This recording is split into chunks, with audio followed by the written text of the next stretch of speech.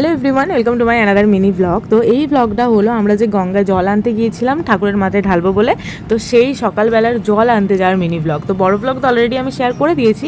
I hope তোমরা সকলে দেখেছো, যারা দেখোনি অবশ্যই গিয়ে দেখে আসো। যাই হোক, প্রত্যেক বছরের মতনই এবছরও আমরা কিন্তু ভোরবেলা ফার্স্ট ট্রেনে গিয়েছিলাম জল আনতে। গঙ্গা থেকে আমরা শ্যাওড়াপুলি গিয়েছিলাম, আর গঙ্গার ঘাটে এখানে এসে দেখি গঙ্গার ঘাট অলমোস্ট ফাঁকা ছিল আমরা যখন এসেছিলাম, আর ঝিরিঝিরি বৃষ্টিও পড়ছিল আর ভালো রকম জোয়ার ছিল। আমার ভাই এখানে দেখো গঙ্গাতে ডুব তো দিতে পারছে না, ও পুষাপি মেরে নিচ্ছে।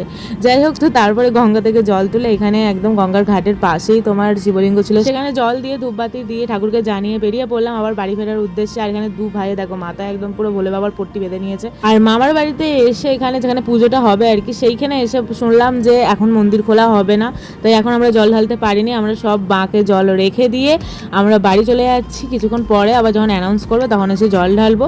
তো এই একটা ছোট ভিডিও তোমার সাথে শেয়ার করলাম, কেমন লাগলো অবশ্যই জানিও। দেখা হচ্ছে নেক্সট ভিডিওতে।